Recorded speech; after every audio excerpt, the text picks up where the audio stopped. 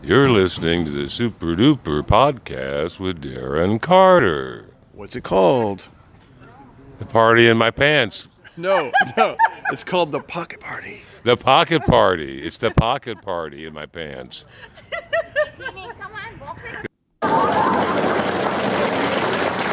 I'm in a semi-good mood.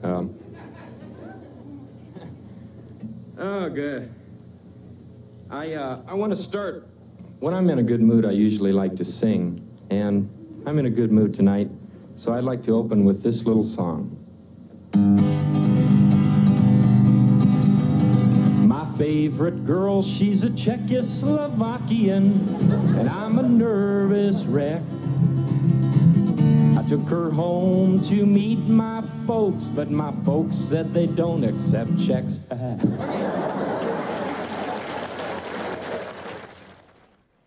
Everybody listen to Darren Carter. We all know that he's a party starter. So if you want to listen to a podcast for free, listen to a Pocket Party.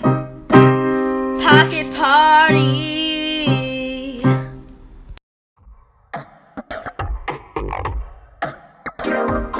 Everybody listen to Darren Carter. Yeah. We all know he's the party starter. So if you want to listen to a podcast for free, listen to a Pocket Party. Pocket Party. They're wrong.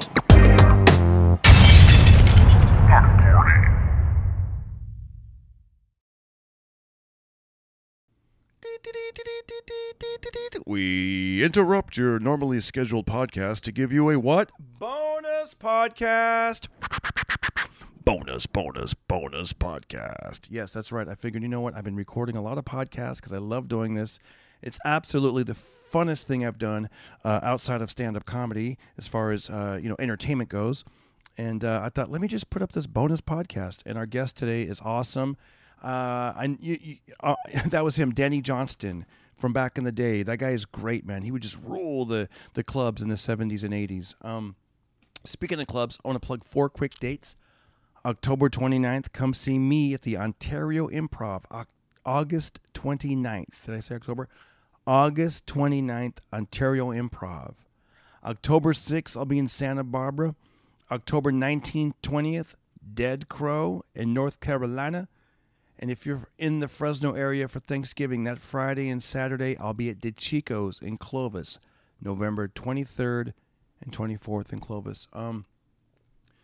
I want to do some shout-outs real quick. Everybody that retweets my pinned tweet, if you go to Twitter, that very top tweet, that has the podcast link. So anybody that retweets that, you're going to get a shout-out. So right now, shout-out to Merrill Adams, Rob Levier, I hope I'm pronouncing that correctly, Josh O'Brien, Lori Bernstein, Ari Azizian, Earl Skakel, Wendy M. Lewis. You guys are unbelievably supportive, and I appreciate that. And guess what? We have a Facebook group now. That's right, the Pocket Party Podcast Facebook group.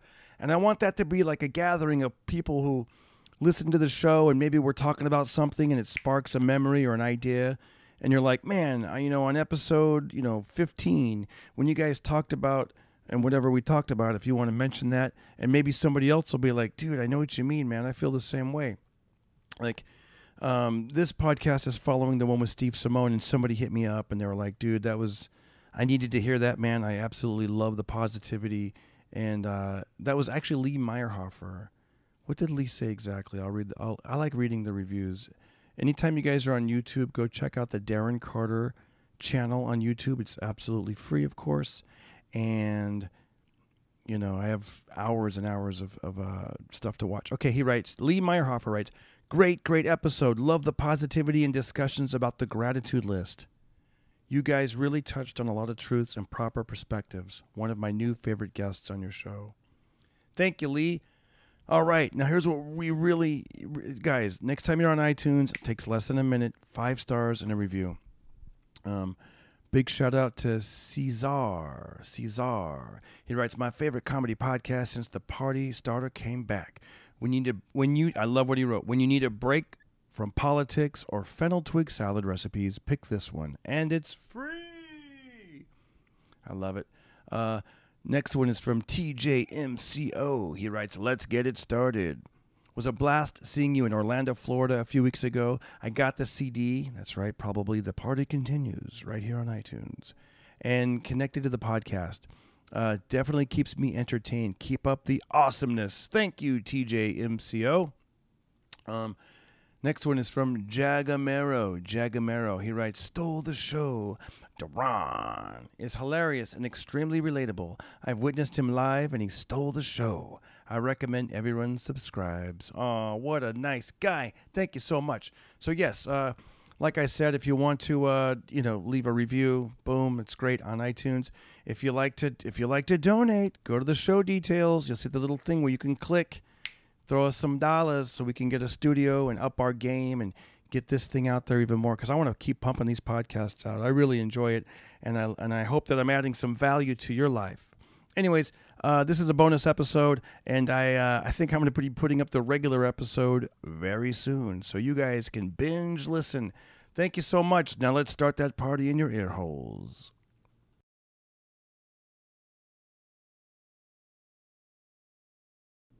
And we're back. That's right. I am so honored to have our guest on today. Ladies and gentlemen, Mr. Denny Johnston. You know him from 1972 is when he started his comedy career, paid regular, early days of the Comedy Store. No, we didn't get paid. We didn't get paid for years. Oh, wow. Until the strike. Nice. You know what, though? The phrase that they say now is paid regular, meaning like you're like the gold star of to kind of separate like the the riffraff or whatever, like, because anybody could be like, he plays the Comedy Store, but you're like an established paid regular. Yeah, Wow, that is interesting. Yeah. There was a guy that worked at he was in a group called The Graduates. It was Jim Stahl and his wife, Peggy Stahl, I think, Peg Stahl. She was Mitzi's secretary. And about 2 weeks before the strike, I said to Meg, "Hey, will you talk to Mitzi about maybe paying the comics, give them some gas money or something?" And because it's been years and years, and it's time that they get some gas money, Yeah. And she said, "Yeah, I'll talk to her." Well, I guess she never talked to her because then the strike hit, and that was it. I mean, that strike was fun. Well, wild times, right? We had a good time. We all made up signs and everything. And one night she pulled in the driveway in her Jaguar, and Jeff Altman and I were walking across the driveway, and she goes, "What are you doing? Get out of the way!" And she was laughing and everything. She didn't. Yeah. She wasn't mad at us. She just. It was kind of a cool time. That's wild. It's well, let's back up. How did you? Where are you from? Well, I was born in New York and raised in Hollywood. When I came out when I was 3 months old, and my mom and dad had split up, or they split up when I was 3 months old. And so then I grew up in Hollywood, living with my mom and my stepfather, because my mom got married later, and my sister and my brother. And I lived in the Hollywood area till I was about 12, and then we moved out to the Baldwin Hills Park area. Yeah. And then I moved to, then I got married when I was 20, and then remarried when I was 27. Wow. And now I'm remarried one more time. But I've been married now. I've been married to Ellen since 1992. So it's been a long time. Nice. She's a great wife. I've had great wives. They've all been great. But then you had to do some learning, and especially, come on, anyone who's in their 20s, it's a big, and it's a big step to be able to be a married man in their 20s, Yeah. Yeah. It's kind of stupid. It works for some. I'm sure it's very little, but So you started your comedy and no, I used to. I've opened for you, especially back in the '90s. I remember you were like the headliner, like those guys are just like destroy, just kill, crush. Had fun. All over the Bay Area. Back when I lived up there, you'd come up through the different clubs up there, and Tommy T's. I remember you from, and Punchline, all those, just like a staple in comedy. Now, the Comedy Store, for people that don't know, maybe I don't know if this is before the Comedy Store or after. I remember seeing you on Showtime. That was one of the like. Can you tell us about that? What was that? Well, it was one of the first specials. You know, they gave people their own special, and I got my own special, and I wasn't real happy with it.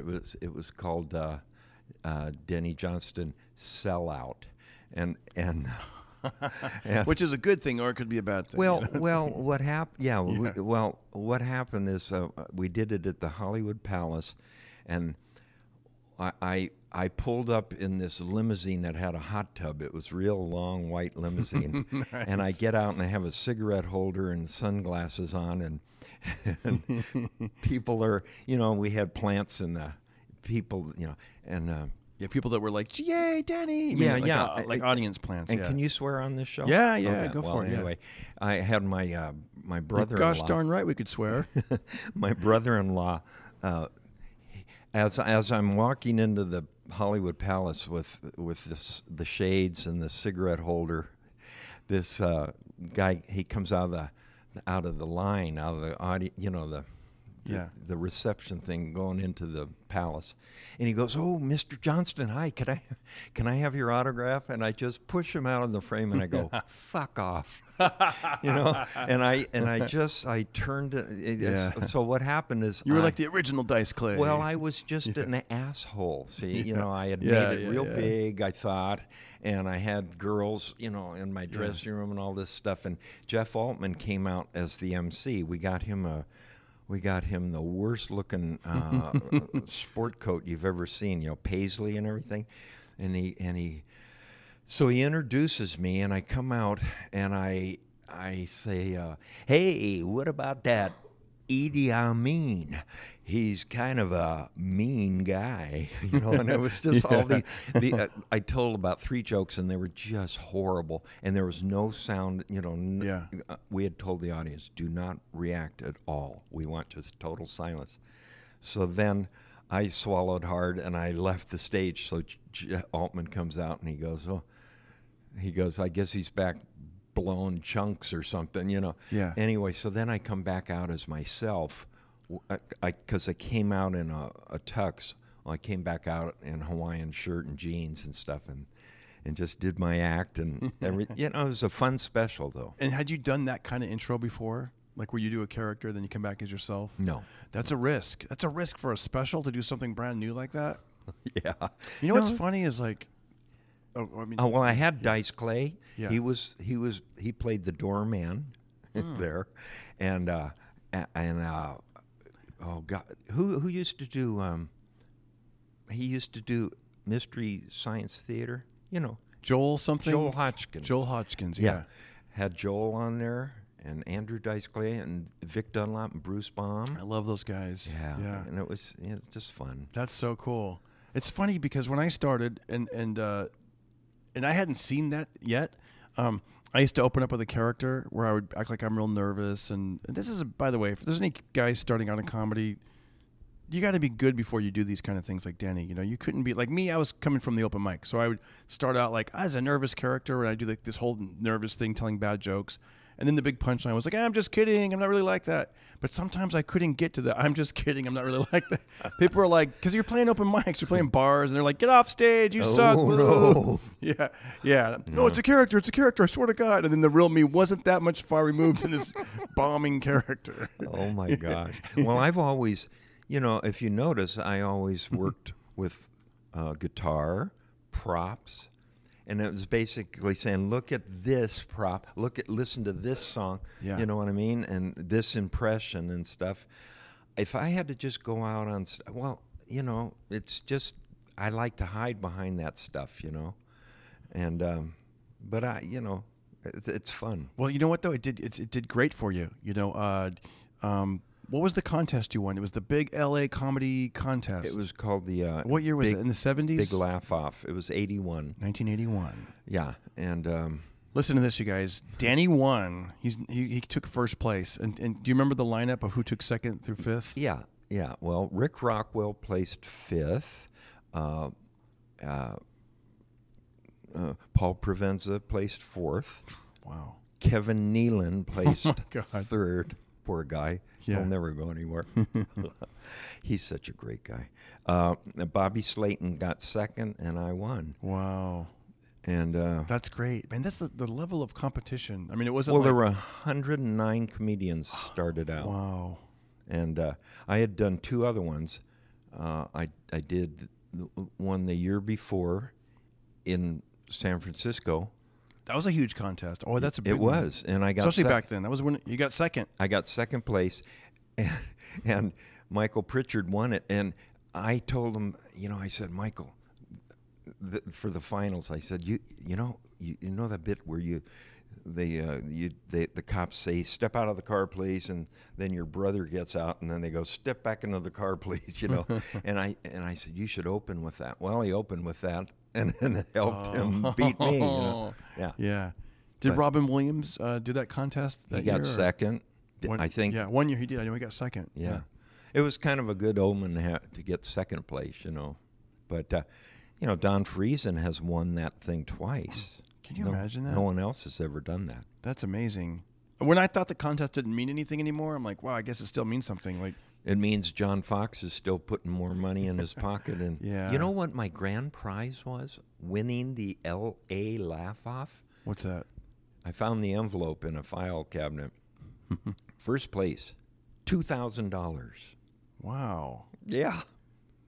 That's not that much. It sure I mean, that's isn't. like, when I was starting in Fresno, they had a contest with I was 106 KKDJ, the classic rock channel. Actually, back then it was probably just rock, the rock channel that plays what we know today, classic rock. But I remember I was in the contest, and it was I want to say 89 or 90. It was 1990, and the prize was $1,000, which is like Fresno, $1,000 for Fresno. I mean, come on, L.A. and you won. Yeah, $2,000, and that's crazy. That was And then now they got these game shows. Who wants to be a millionaire? I don't even know if that's on, but you know what I mean. Like, they're giving away money like it's nothing now. It's I like, know. can you imagine? Like, I know. Except for, America's Got Talent. It's a $1 million prize. Well, they must make 30, 40 million every commercial break. Yep. They should make it a $5 million prize or something. And how are the comedians going to compete against, like, come on, acrobats and singers? And Well, it's like, there's a beautiful black singer. Her name is Glendis Grace, and I think she's going to win America's Got Talent this year, 2018. She's just, she's like Whitney Houston, but maybe better. wow, I got to check her out. She's gorgeous. She sings beautiful. Oh, just beautiful. And that's my bet on You heard it here first, folks. That's right. Yeah, from a guy who's won competitions, he gets it. Well, I've got a pretty good eye for that kind of stuff. I used to watch American Idol, and I used to Carrie Underwood. I said she's going to win hands down. It's Kelly Clarkson. I was right on a lot of them. Yeah, but great careers afterwards too. That really helped them out. Oh yeah, Yeah.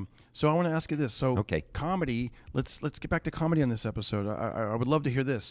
And just how you've lived life. Do you? How old are you these days? Or do we? I will be 73 in November. Yes, and you look great. Thank you. You look great. Thanks. 73, and so now comedians really feel the pressure of like how many followers do you have? What are you putting out there? Back when you were, starting out or in the middle of your career, it was great, right? Like there was just be funny on stage, and that's what matters. That's all that I feel. Yeah, I mean, is that right? Yeah. I it's weird. I used to book my whole year in 2 days. I would say, okay, it's time for me to sit down now. Call all the clubs, and I'd say I need February the. Starting on the 18th, and I go to this, and then I'd like to come back, in July, and I'd just call all the clubs, and I'd book my whole year out. Now they don't know who I am, and so it's all these young comics that are, social media and everything, and I just finally got booked back at the La Jolla Comedy Store. It's been 2 years. The last time I was there was with Pauly Shore, July 2 years ago. And Argus finally got me in. We're going to do New Year's Eve. That's great. Yeah, that'll be good. But Argus Hamilton. See, now Argus is right there in Hollywood. He's at the Comedy Store. Oh, yeah.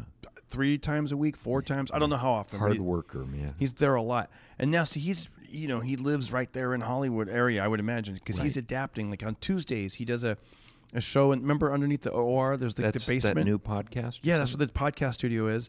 And then there's like a thing now where they're playing video games and doing stuff on Twitch. And Argus is, I understand he's doing like a talk show or something on Tuesdays down there. Oh. And it goes live on these cameras on Twitch. Twitch. It's like I you know what? Somebody told me that when I did one of these big podcasts, they were like, yeah, if you do something on Twitch, if people are members of Amazon Prime, it doesn't cost the people anything. But if they subscribe to you on Twitch, then you will get $3 per person. That's what they told me. I didn't look into it, but $3. Wow. Yeah, I know, right? I mean, you add up. If you get like 100,000 people don't watch and you play video games or whatever. What's your video game that you would do on Twitch? Me? Yeah. I don't do anything. I don't either. I know, man. I'm not. You know what? I into stay video away games. from video games because they're so good. They're my son. I have a son who's 36 now. If he had not played Halo, what's the you know what I mean, the war thing? Yeah.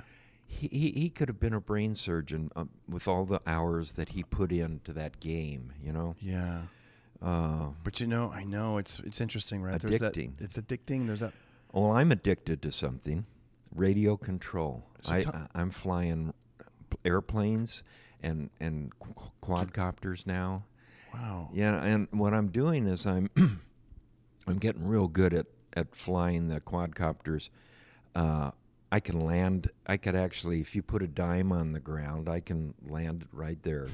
Nice. That's a way to pick up some money. No. It's, the way to pick up the money is you get good at piloting these things, and you take video with a camera, and then you go to real estate company, realtors, and you say, "Look at this footage that I took."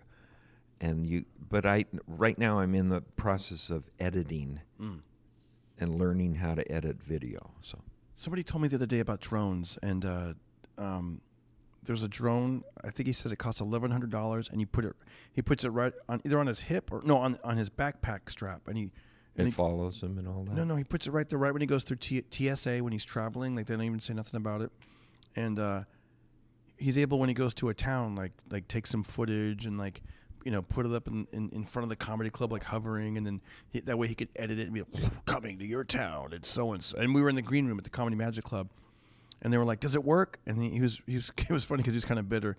He goes, people don't give a fuck. He's like, there's plenty of that stuff on the internet. He goes, I need to do something else to sell tickets. Yeah. But it sounded like a good idea. All the comics were like, maybe that'll work. Some crazy zoomed in footage of, and he said that there's very popular sites, at least in LA, that where there's so much footage of the same thing, so it doesn't really mean anything. Like a certain cove in Malibu that people fly at, Pirates Cove, or I don't know, some cove, and then some other place. And there's a place in Malibu people are doing stand up. No, not stand up, but like getting drone footage. Oh, I see. Yeah. I don't know, but whatever. Well, right now. But what you're doing is different because this is probably unmanned territory wherever you would go. You know what I'm saying? Like. Yeah, it's fun. But I love airplanes too, and I bought a car that goes 100 miles an hour. Can you believe that? Wow. A radio control car. It's about this big. Whoa. And it weighs about 11 pounds, but it looks like a Maserati or something. Nice. Lamborghini, but they're a $900 car, and since I got it for $500, I bought it from this kid. It was like new, and it's so fast that I hardly ever use it because if you can't stay on the throttle for over Wow. 2 seconds. You have like, so you're like on a straightaway. You make sure that, where do you do that at? Like just some desolate right. road? Well- and then you're like, okay, make sure no one's around. And then you slow it down. And then, And if you oversteer, it'll Yeah. hit the curb and stuff. Oh, so boy. I'll take it down with, steer it with the trim. And not even the steering wheel because Yeah. it's just too fast. Can you put a camera on that? Yes. Yeah. Wow. What's that footage look like? Pretty amazing. I Yeah, bet. it's a little bumpy though. Yeah. But an airplane, you have a gimbal, and Oh, I love the gimbals. I got one at Best Buy for like $99, and you put your cell phone on there, and you can like make cinematic videos. Yeah, it's like on the quadcopter, you can't even tell it's even moving, you know. And if you just go this way, the camera stays level. Nice. It's like a steady cam. It's great. I wrote a joke about the gimbal. The day I got it, my wife was out of town, and I was like, let me figure this out. So I'm looking at it and have my reading glasses on and my shirt's off, and it turned out I'd been filming myself for like 2.5 minutes looking down with like the double chin and the man boobs. You know, you've done that before. And I told my wife, I was like, oh my gosh. I go, I am hideous. I'm so ugly. I go, thank you for loving me. And she was like, that's why you have to be a good person. So you're not ugly on the inside too. Oh, how long have you been married? It'll be 21 years this month. Good for you, man. Yeah, August 25th. And what town do you live in? Burbank, California. All right. Yeah, I grew up in Fresno. She grew up on a farm near Fresno. And so, when we're not raising our son, and hi Austin, if you're listening, he listens to almost every episode, actually every episode, and he goes, it's like when he listens to the podcast, he goes, it's like I'm on an adventure with you, Dad. So that's pretty cool. How old is he? He's 10. He'll be 11 in September. Cool. Yeah, he did the theme song for the podcast, and I love being a father, man. It's one of my best accomplishments and the most satisfying thing I've ever done. Great, man. It's great. I love it. I absolutely love it. Great. So when you did, I love that, the whole Comedy Store day back in the 70s. Like you guys came together and you worked with different great comedians and everybody. Well, the way I started, I was in folk groups, okay? Oh, yeah. There was a lot of that back then, huh? Well, my sister took me to a place called Ledbetter's, and that's a huge one. That's big. Well, it turned out to be Comedy Store West. Wow, that's right. I've heard that name. Yeah, yeah, Ledbetter's, and I was like 19 years old, and she took me there, and this group came out on stage called the Back Porch Majority, and they were Randy Sparks's next group. He had just sold the New Christie Minstrels, and so he started another group called the Back Porch Majority, and this group came out on stage, and those stage lights went on, and this group started all playing, and I just went, oh my God, this is what I'd want. I want to do this. I wound up being in that group with Gary Muledeer. Wow. And our opening act was Steve Martin. So we went on the road all the time, and Steve was our opening act. That's why I never wrote any new stuff for my act, because I watched Steve every night. Yeah. I never got tired of it. I started writing screenplays, and so that's why I kind of, I did what worked every time. You know what's funny? Now that you bring that up, I this may have been wrong, but I think somebody said something one time when I was up at one of those clubs. They were like, "You could set your watch, and I know Denny's going to get off at exactly 44 minutes," or something like that. Is that true, or just one of those urban legends? Oh, the length of my show? Yeah. Well, it was, I mean, I never liked to go long, stay on a stage. I leave them wanting more and all that stuff. Yeah. And when I did those comedy contests, there was a rule in there that said, if you end your act within 30 seconds in front of or after this 15 minutes, you get an extra bunch of points. But Nice. they said, and you can look at your watch, but if you do, you have to cleverly work it into your routine, right? So the night I won the LA Laugh Off, I told the audience that. I said, one of the rules to get an extra few points is you can look at your watch, but you have to cleverly work it into your routine. I said, This is my brother's watch. I borrowed it from him. So I was able to look at it. Yeah. So I got those extra points. You didn't slip it in like your John Wayne. Well, look what time it is. Yeah, right. I could have used that. Yeah. But the people that are listening, it was a different. Like I said, now there's like way more comedians. The pressure to like put content out to do something, which in a way, it's good and bad. Just like everything, the yin and the yang. For me, you got to find the thing that you love. To partner with stand up. If you can have as much fun off stage as you can on, then you're living the dream.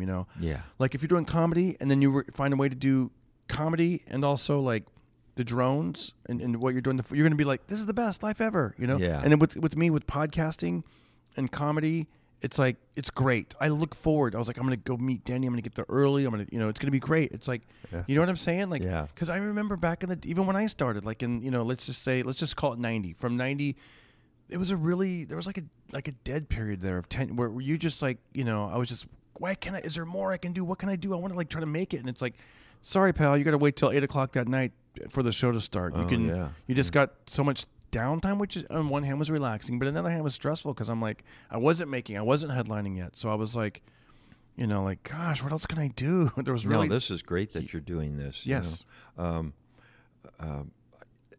Did you go to the thing at Mitzi Shore's Memorial? Yeah. Yes, I did. Okay, I didn't see you there. Or maybe I did. It was just a big Yeah, night. So many people, right? Yeah, It was like, I almost didn't go. I'm glad you went. And I'm glad, and I thought, okay, I'm going to splurge and I'm going to get a room at the Hyatt House, right? And well, when I found out it was $347, I went, nope. So I went down and got a little crappy room on Cahuenga, right? And it was so bad. Oh, no. I check in, and I check into the room and I walk in and it's a room. There's no bathroom. No closet. It's just a square room. How do they do that to people? Well, I went back to the desk and I said, I can't stay here. There's no bathroom. Well, it's in the hallway. You know. Yeah. Oh gosh. So I go and I open the door and there's a guy sitting on the toilet. And I'm going, no, I can't do this.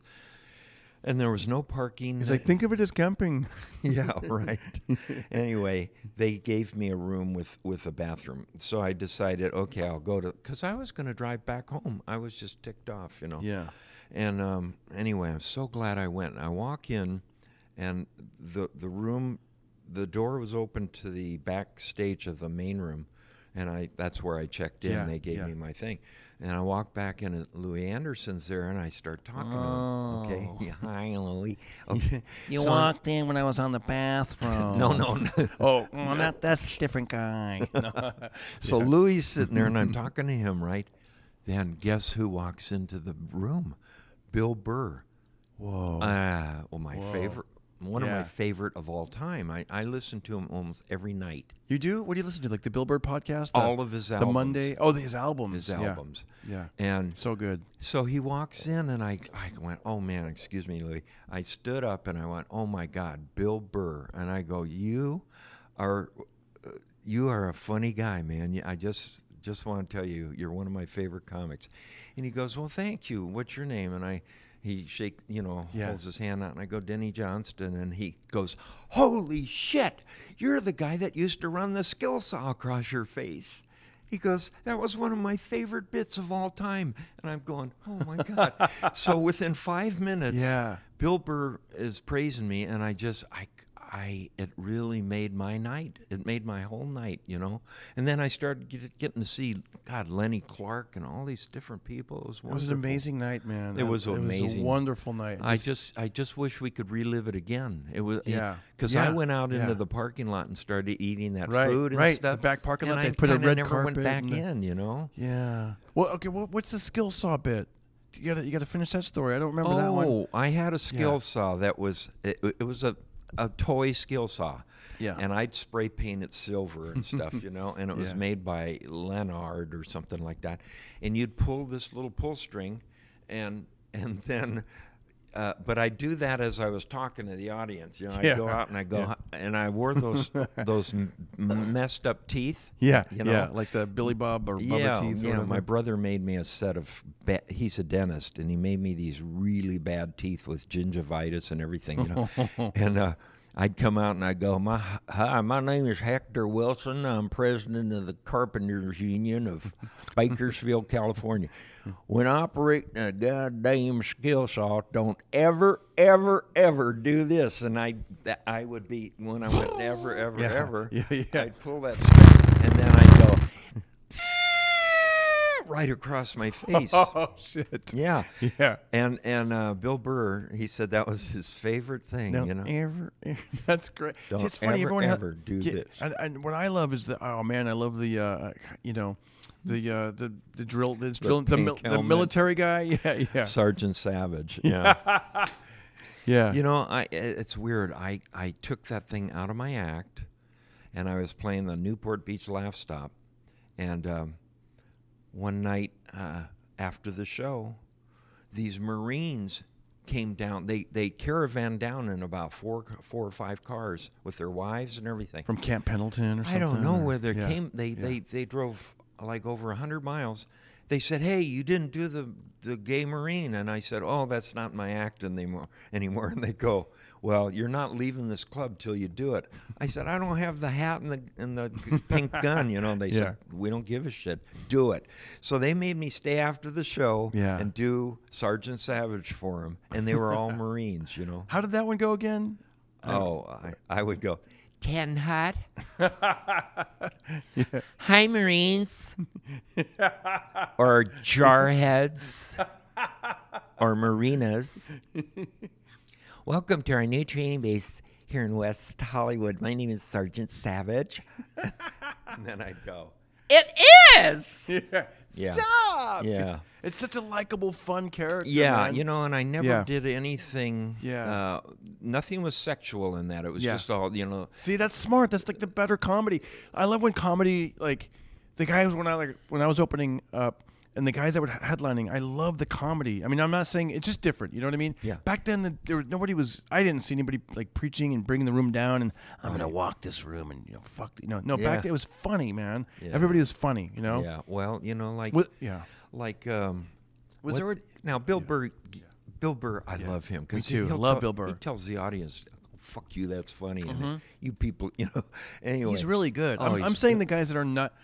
Well, you know, the guys that are like, I don't know where they're working or what they're doing, but you're just like, this isn't funny. I don't feel Brian good watching Regan this. is. He's you great. know, he's so great. you know, we all praise him because he's so funny, but he's so clean. And Jim Gaffigan is amazing. So good. The amount of material he has, it's amazing. Did you ever, when the Sergeant Savage, did you, was there ever a time like when it became like where the crowd got a little pulled? Oh, we're getting a little uptight now. It's No, getting you know kinda, what? You know, Yeah, but you know what? No, that's great. that was one of the first bits I wrote. It was the first bit I wrote. When I sat down to write a comedy act, I wrote my whole act in 2 days.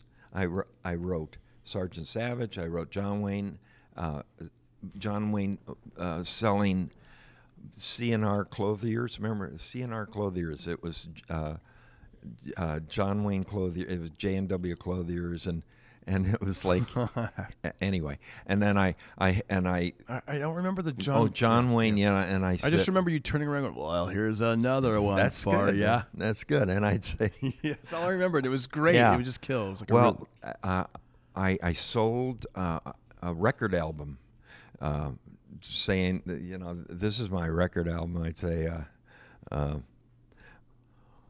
it was, it's John Wayne, Wayne Newton, and Olivia Newton-John. And it was John Wayne, Wayne Newton, and Olivia Newton-John. And I'd say, you'd normally expect to pay this much for it, and I have these price cards and everything. Anyway, it was just and I had an electric cowboy suit that I made.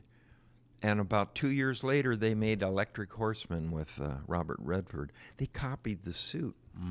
I don't know who saw it, but... Well, here's another idea I can steal from. Yeah. That's a good you know? one. Well, yeah. Well, I ain't gonna hit ya. The hell I ain't. So good. So yeah, the 70s. That and that comedy store that night was like, you know, I mean, just I went to both rooms. I went to the main room, and then I walked over and I watched part of the memorial in the OR room. I don't know if did you see both rooms or Not in the OR. No, not at all. I never got in there. I just went to the main room to the food. Yeah, the main room. Oh, did you see the presentation or the people speaking? You watched that though. Yeah, I saw. Paulie got up and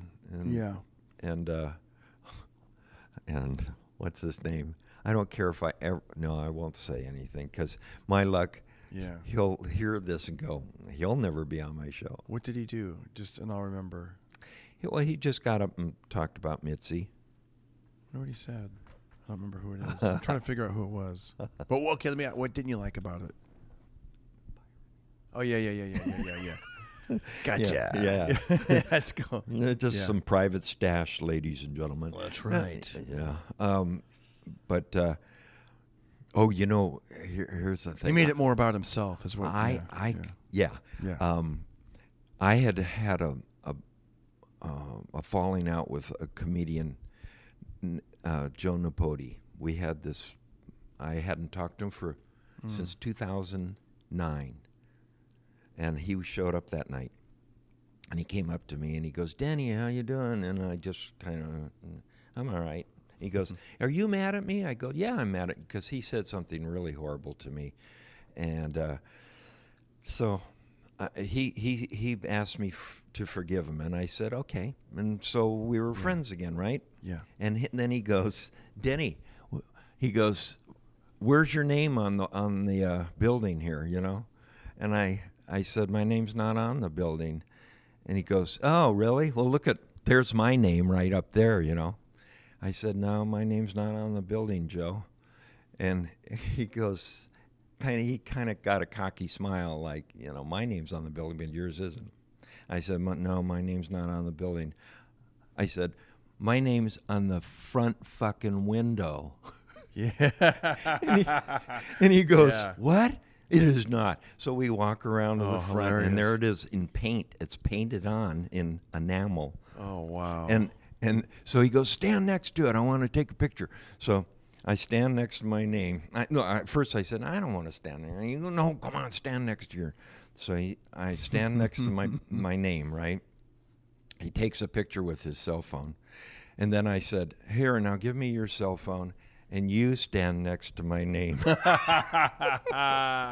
Anyway, it was fun. It was fun, and we're friends again. And now he's also friends with Harry Basil again and Jeff Altman, because he pissed everyone off. He pissed all his friends off. But he's growing up some. And his son is doing impressions that you wouldn't believe. His son is 18. He does Donald Trump, and he does Billy Bob Thornton to a T. Wow. I like good impressions. I saw a guy recently do bad impressions, and it was it's uncomfortable to watch. You know what I mean? Like watching the Ed Sullivan Show years ago. Bad. Yeah. When there's like 5 or 6 impressions in a row, and the guy was, and it was weird because it was off stage, and it was just like, this is just uncomfortable. And my friend kept egging him on, because my friend, I think, like, is his friend, and it was actually kind of a sad situation for me, where I was like, he's like, "Come on, Darren, it's funny. Look, show him your," and he would do these impressions that were just. You're like, not these are real good, they're not good at all. They're not even close. They were bad. They were like, it was like everybody was telling a secret. Yeah. Because they was like whispering them. It was just bad. It was like, oh, well, these impressions that Gabriel Napodi does, unbelievable. Good impressions. I've always loved impressions. Did you know Robin back in the day? I loved Robin Williams. Yeah. Robin was really, really a neat person. I remember the first night I met him. I met him at the Comedy Store in Westwood, and I get out of my car and I walk up, and someone introduced me to him, and he said that he had heard a lot about me, and I said, "Oh, well, I've heard that you're coming to town," and so anyway, and we became good kind of friends. like that buzzsaw bit you do. Do the buzzsaw bit. That's good. That's good. That'd be funny, right? Yeah. Wait, what if you're just being nice? You're like, "Hey, Darren, you're that guy that does the bad impressions." Well, here's John Wayne. No. So, anyways, just really nice, and always was very nice to me, and I was headlining at the Last Laugh in Arizona, and Robin dropped by, right? And so he wanted to do a set, and I said, of course, just I'll call you up. I went out. I did like maybe 3 minutes, got the audience liking me, and I said, well, that's it for me tonight. And they all went, whoa, and I went, oh, no, you're not. When I say this, you're going to just go, you know, get the fuck off the stage. Yeah. And I went, ladies and gentlemen, Robin Williams. And they just cheered. Wow. So I gave Robin my whole, I knew I wouldn't even have to work that night. Yeah. I didn't have to work, and I knew they wouldn't take my pay away, you know. So I Yeah. let Robin take my, you know, when a guy that big, you don't do your set in front of him. Yeah. You know, you just give it to Yeah. him. Give him the time. I've heard nothing but nice things. I met him a couple times. He was always kind, and but, I read some of the online memorials on Facebook that some of our mutual friends will leave, and such big heart, you know. Just a good guy, and never, you know, you never had to feel uncomfortable around him. He was just a good guy. Some of the real big people, like George Carlin, was always real nice to me. Mm-hmm. You know, Richard Pryor was a dickhead to me. Wow. Yeah. In That's- fact, we almost got into a fight one night, Wow. a couple of times. Was it one of those things? Were you a fan of his, or were you guys kind of coming up with around the same time? No, or? he was. He went on after me a few times at the Comedy Store, and one night he just snapped, and he out in the parking lot, and he goes, "You ain't funny, motherfucker. I'm funny." You know, and I kept my arms crossed in front of me, hoping he'd take a swing and hit me, because I'd like one of those Rolls Royces he had. You know, I said, Richard, just, you know, go home, be happy. We all love you here. Yeah. Just go home, be happy. And I didn't uncross my arms, you know, but anyway. Because I was gonna say, it'd be weird if you're a fan of somebody and they're rude to you, you know, or like that. But it was, you guys were all in the mix together, so it wasn't like a fan of anybody. You know what I mean? You were all. No, you think it was the drugs? Think he was on something that night, or just the amped up? Yeah. It's crazy how people can get. Comics, especially, we get like that. Well, you've seen the special on Richard. Mm-hmm. Yeah. I mean, all those people that were real close to him had falling out with him. I mean, Yeah. But George Carlin was always really nice to me, and that made me feel like $1 million, you know. Mm-hmm. And, you know, and Leno and Letterman, they were always nice too. But Leno got his own show and never put any of us on. Isn't that weird? Why is that? He put Richard Jenny on and Carrot Top, and that was about it. So Our next comedian, he took first place in the LA comedy competition, and you know him and Denny Johnston. Richard Pryor has beef with him, and and I do bad impressions. This is my Mike Tyson. do you know Fraser Smith? Yes, he did he's done my podcast twice. One of the most Fraser's people got love one him. of the best Yeah. lines. He goes, he says, I was driving into Las Vegas, and I saw this billboard with Carrot Top, and I thought, my God, Kathy Griffin's let herself go. Although these days, Yeah, right. Yeah. What the Oh my gosh. I think that career's kind of over, isn't it? I don't know. She'll bounce back. They always bounce back. People will feel sorry for her, and we gotta support her. I mean, who knows? You know what? It's surprising. Well, actually, now I'm not even surprised anymore. It's, you know, people that can do weird stuff, and you're like, they're over, and then they get resurrected. So he just. Yeah. Yeah, Have you no. been watching that I'm Dying Up Here? I saw the first episode. I haven't. Is it? Do you like? I know it's probably not true to how it really was, but is it? Did you No. like it or not really? No, but I pulled a kind of a fast one on Argus Hamilton. Right after it aired, you know, like a week after, I called Argus. I said, "Hey, have you watched I'm Dying Up Here yet?" And he goes, "No." I said, "Oh." I said, "Did you ever have a falling out with Jim Carrey?" And he goes, "No," because you know Jim Carrey's executive producer. Yeah. I said, "You're sure now? You're sure you have never had a falling out with Jim?" He said, "No, why?" I said, "Well, they got this character in this show that hangs around Goldie, who's supposed to be Mitzi." And I said, and he's from Oklahoma, and he wears a white suit, you know, but he's like real gay. And Argus goes, what? You know, you could just see that WH. What? Yeah. And I just teased him. Yeah, I don't know. They don't call him Argus though, but it's like you know. And then I said, no, I'm just kidding. Argus did a joke right after Rickles died. He said, oh, ladies and gentlemen, we just lost one of the greatest comics.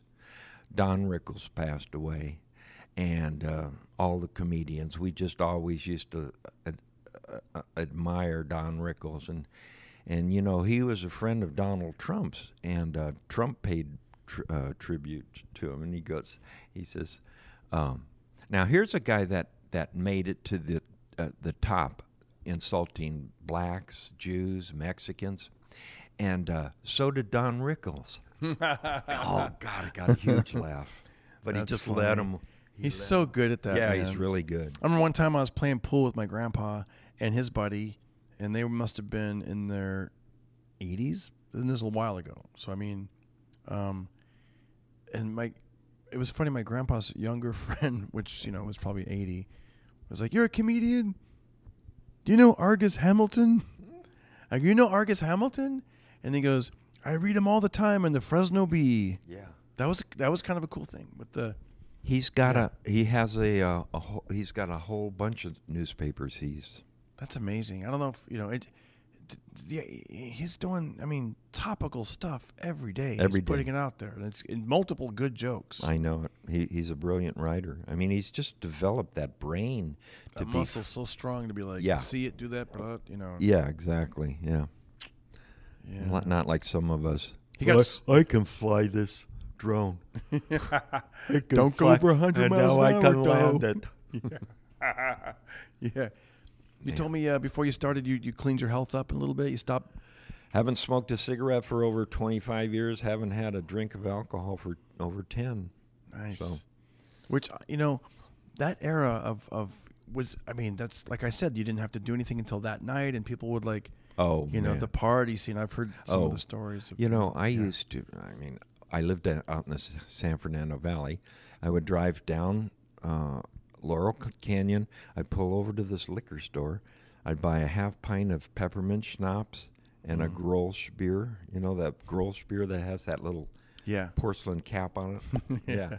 And I would drink that on the way to the Comedy Store. So as I'm going over Laurel, oh my gosh, I would drink my peppermint schnapps and my Grolsch beer. Then I would pull into the parking lot, and I'd park, and I'd go in, and I'd have a shot of Cavassier and about 2 or 3 Heinekens, and then I'd hit the stage. That was what I did like every night. That was my recipe for having a good show. Wow. You know what I mean? Yeah. Yeah. It's interesting, right? Like, athletes have certain, superstitions and or rituals. That's a terrible ritual. When it was. Look back. You look back, you're like, what? Oh, yeah. Yeah. I wouldn't, if I continued to smoke and drink, I probably wouldn't have been alive now. Do you even, when you were that inebriated like that, do you think you even remembered oh no, I could work well. Oh. Yeah, you could lock it in and be like, yeah, well, wow. I did that. Yeah. I didn't get up and slur or anything, I just, it took all my fear, my stage fright away, because in school, I couldn't even get up in front of a class and give an oral report. Do you remember some of the first times performing 100% sober after that? Like where you're like, I'm not going to do any drinks. I'm just going to drink water and coffee and yeah. Let's it was hard for me because when I quit drinking, I started to take a Valium. See? Yeah. Ooh. That would replace the booze. And then I said, no, this is not going to work. This isn't. Yeah. Is Valium worse than alcohol or better than alcohol? Well, it just different.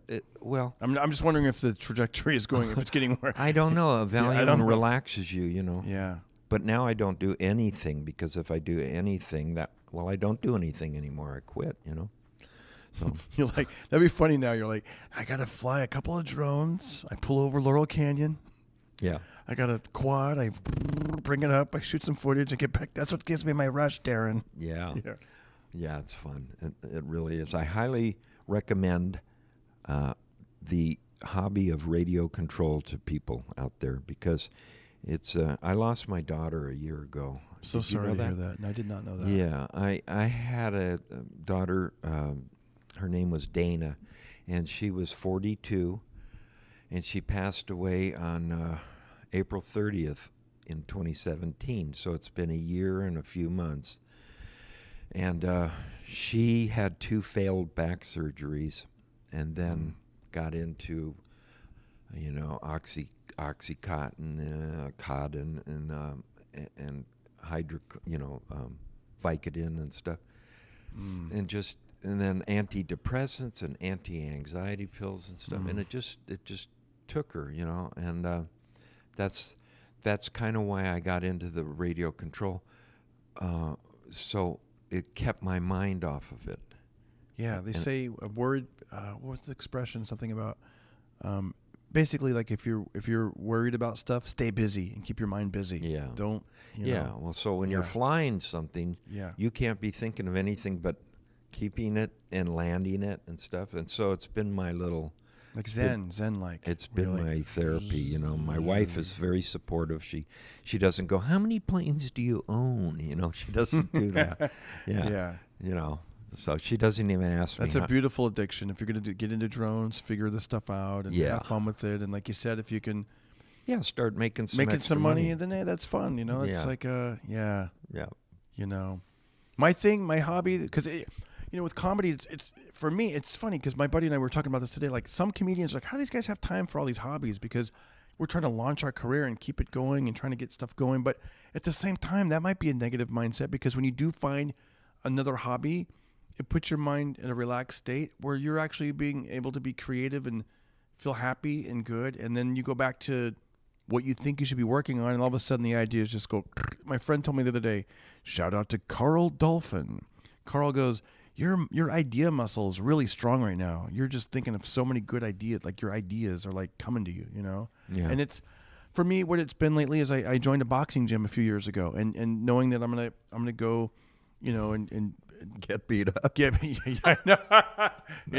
Yeah, I know. No, I don't spar anybody. That's the thing. I'm like, you know what? Let me just let me jump the rope, shadow box, hit the heavy bag, hit the speed bag, hit the double end bag. Good. But I'm in this place with these. They call them like these lions. These are pro athletes, pro boxers fighting on TV. They always have something coming up. Yeah. The manager's office is in the front. Like he manages these guys. One of these guys with a big cigar and has houses all over, and it's amazing to be with these top level dudes. And then just to be in there. Yeah. Because the citizen type people usually go on Saturdays, or like I think a few of them go at night. So I'm one of the only guys that's I'm a comic. The real boxers. Yeah. They're good people too. They're good people. Have you been around boxers? Yeah, because the Goosen brothers. Yes, yeah. That's where I learned to be funny, from Pat Goosen. Pat was always funny, and he's lost about 3 of his brothers already now. There were 10 of them in the family. 10. That's why it was called 10 Goose Boxing. Oh, and nice. two girls. The oldest is a girl, then 8 boys, and then a girl. Yeah, but Pat, wow. Pat and Gordon were my best friends of that whole family. But Gordon was, these guys are badass. They could kick ass. And one time Gordon wore a suit to a party, and on Laurel Canyon. And we walk into this party, and this asshole comes up to him, drunk, and he goes, "Oh man, who's the guy in the suit, man? What are you, the man from Labatt's?" He's just being a real asshole, wow.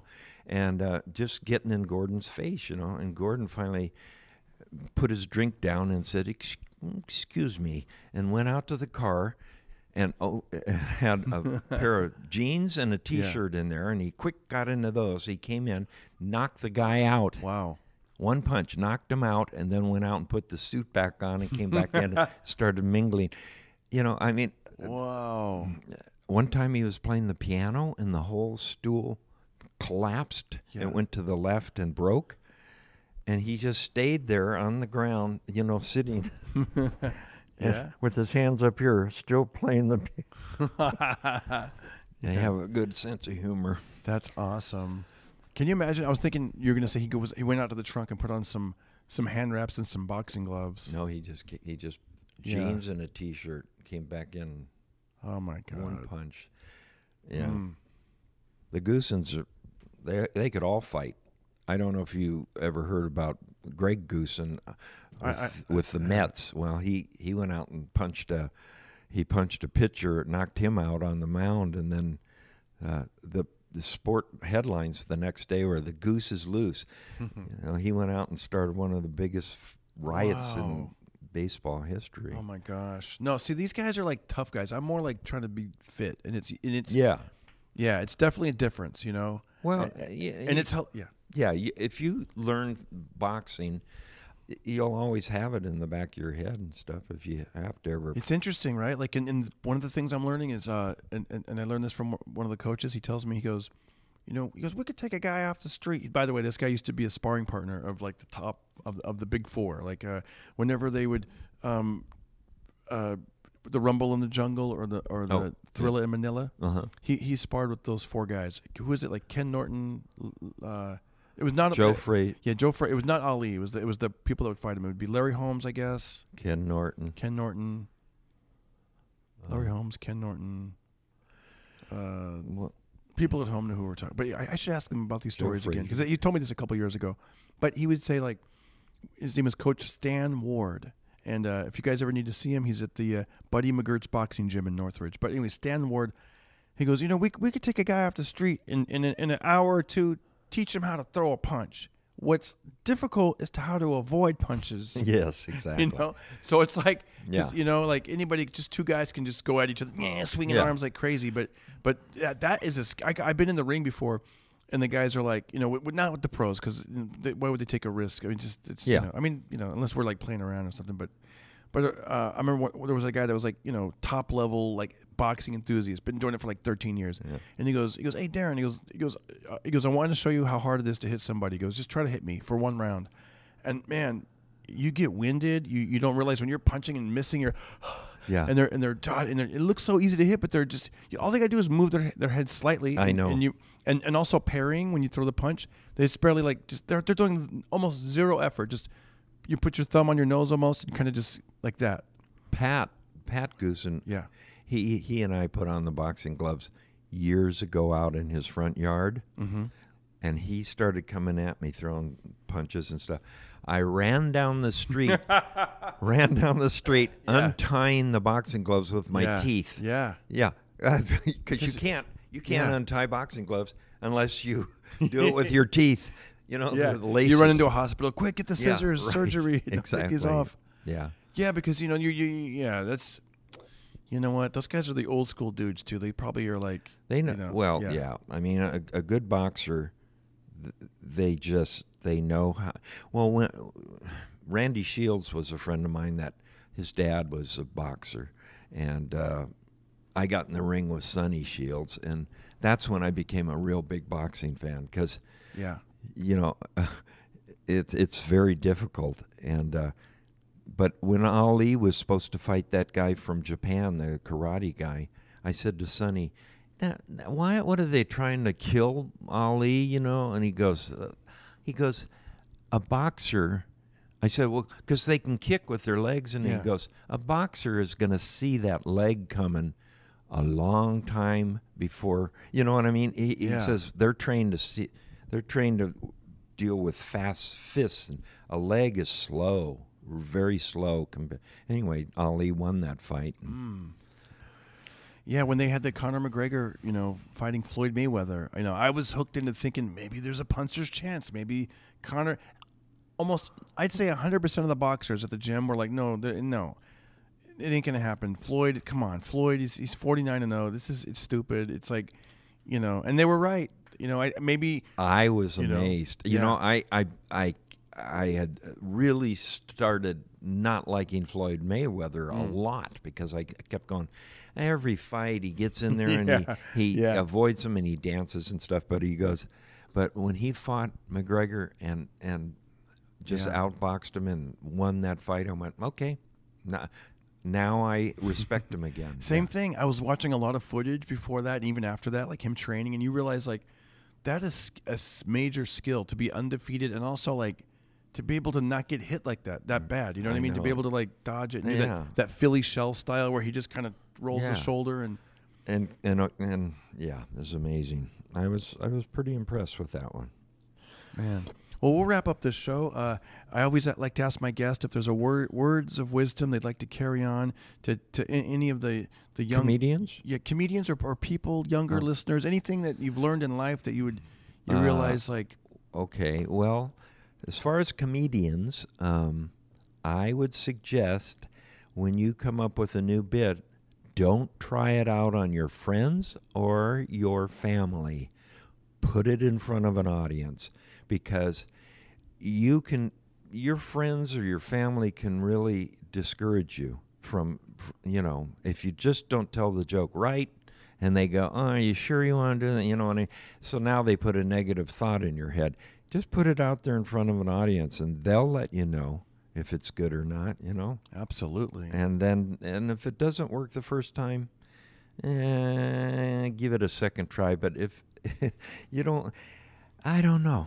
It's weird. It's I'd say 80% of stand-up comedy is do they like you when you walk out on stage.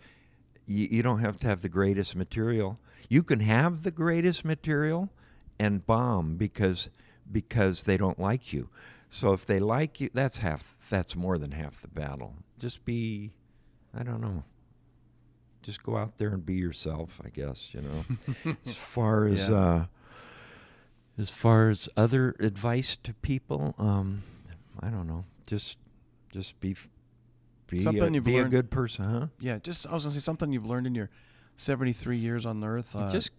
Just stay a good person and don't do shit. I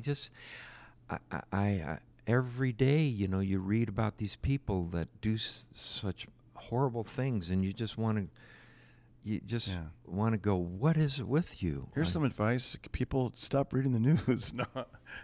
Yeah, right, because that news will bring you down, man. I like to wake up. My morning ritual, one of the things, if I remember to do it, if I can do it, if I have time, is start the day out with music, songs I like, things that make me happy. Because if I go the other way and what did I miss overnight, then it's like, just start out the day like, oh boy, this is gonna happen and that's gonna happen and what's gonna, But no. I like to start out the day with music and positivity and don't judge people don't judge the book by its cover, because you can go up to people that look like they'd jump you in a second, and you can walk up and go, "Hey, does anyone know where a hardware store is around here?" And they'll go, "Yeah, man, there's one down the street." They're nice to you, Yeah. So it does. Isn't that funny how that works? Where you're like, people, like they're, absolutely.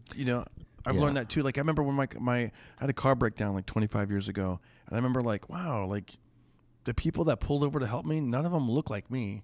Like the people that look like me just kept driving. Yeah, right. Yeah. Just things like that. It's like I still. I remember one time I saw a guy when I first joined that boxing gym. You see two guys, and you're thinking. I guess it goes back to the animal brain of like a lizard brain of like, oh, I want to pick one team. Who should I pick? So I was like, oh, I don't like tattoos because that guy has a lot of tattoos. He had them on his neck and all over his body. And I was like, okay, that guy, I don't like that guy. And turns out I now I know that guy. He's one of the nicest, coolest, friendliest dudes. It's like, you know what I mean? It's like, it's so, it's weird because on one hand you say we don't want to judge a book by its cover, but then there's that other level of like your spidey senses, your gut. But that's why sometimes they can be confusing. Right. Being a human being, it's tough.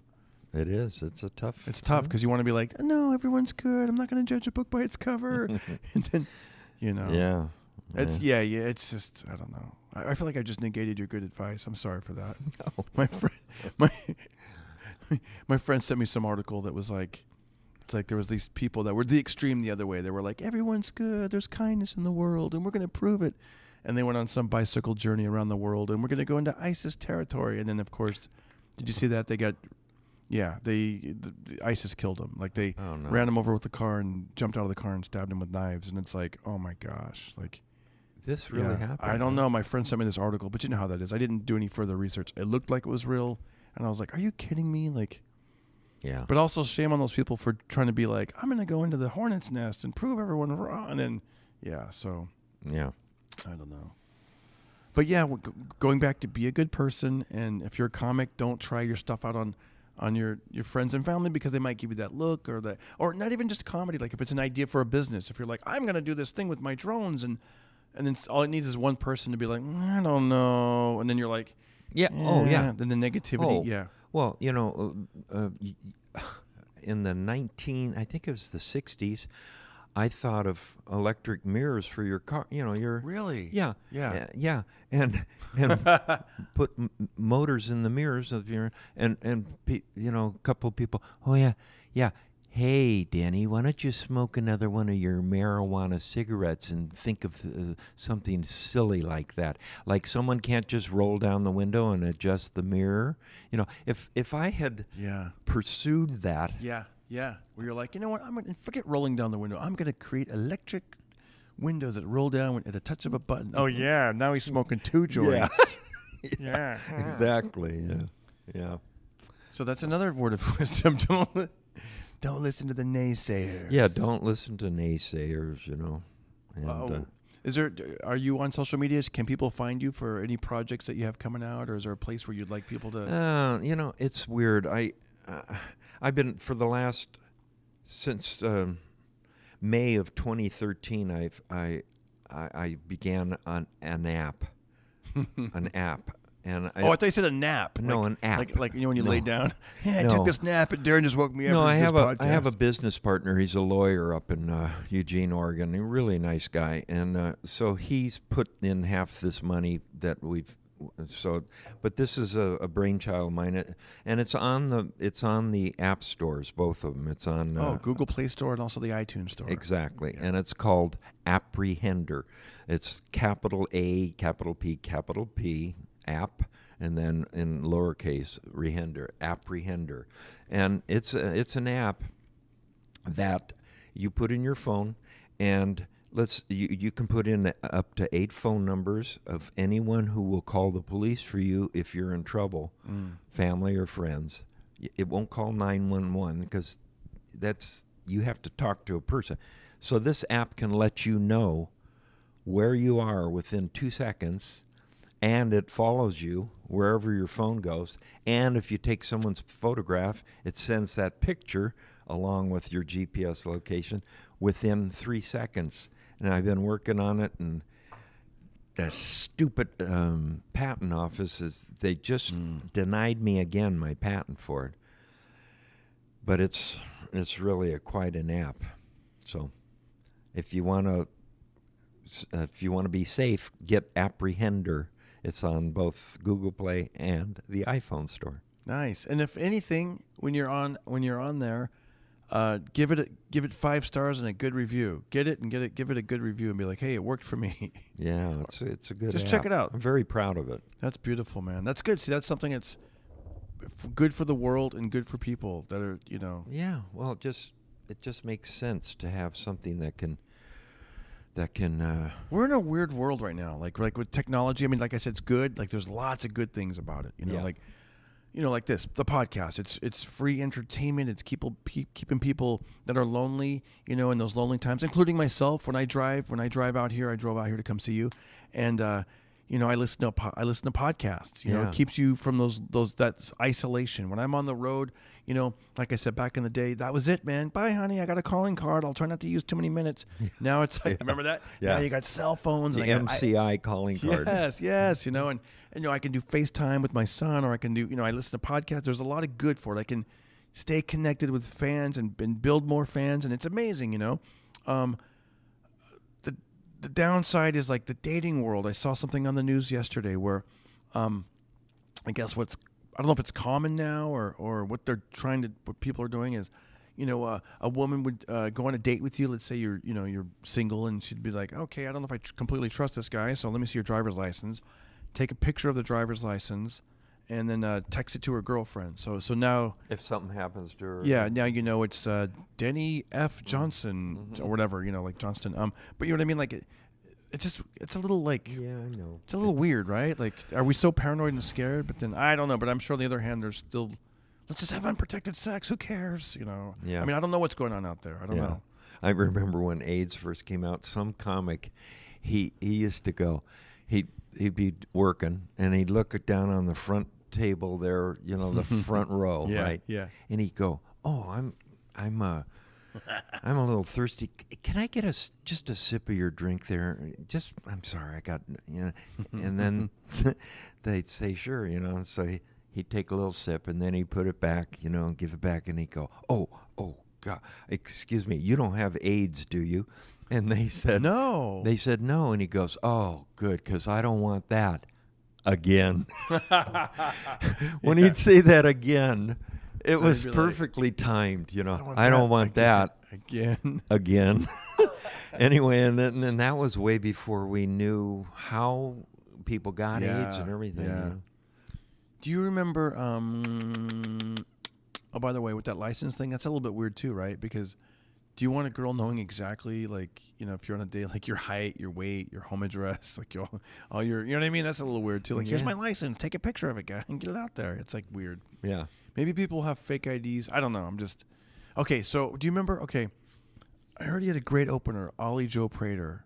I don't know what it was. Do you remember? Ollie Joe, Yeah, his opening yeah. act. Yeah. He would down a I think Coors just, Light or just a something, beer. Yeah. I think he would down a beer and he'd say, "That there's everything I learned in college." That was it. Oh man, I Yeah. can picture the crowd going, "Yeah." Yeah.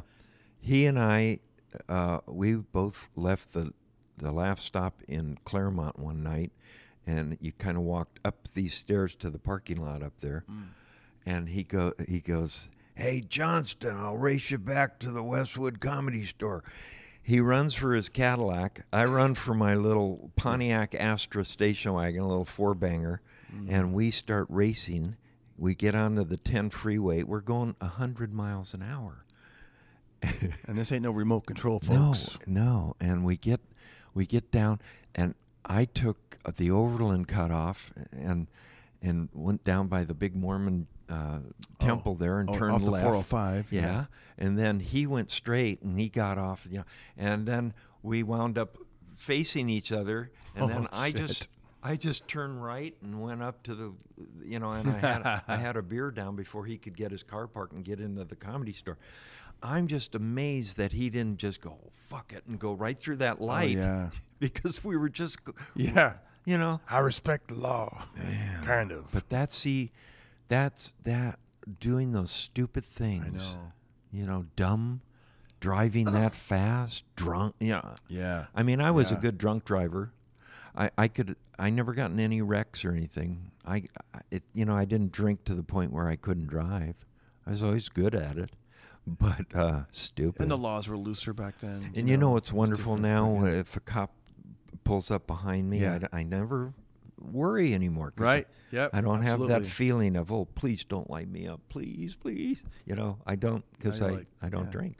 Yeah. And drinking's not good for your liver. That's what Yeah. I was thinking too, is, you know, I'm Yeah. going to just get cirrhosis if I keep drinking. Well, damn.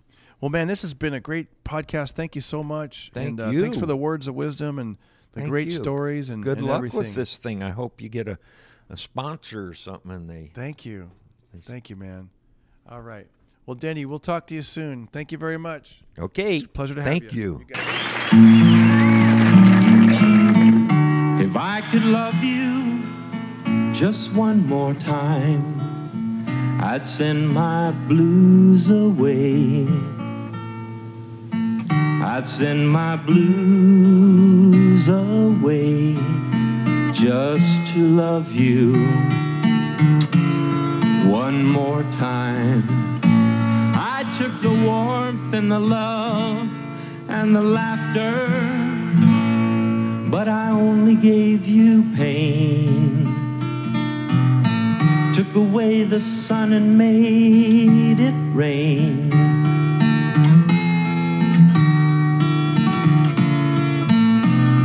I'm an asshole. I'm an asshole.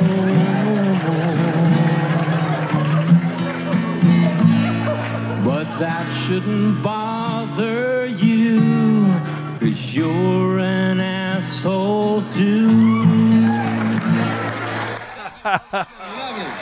Yeah, baby.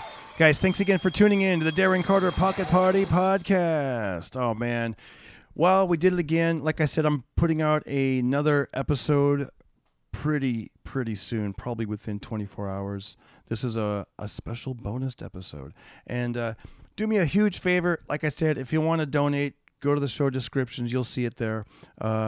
And it will help me a lot. If you want to leave a comment, ratings, it's on iTunes, YouTube, leave a comment. Share that pinned tweet. Tell a friend. Let's keep this party going. You guys rock, and I'll see you within 24 hours.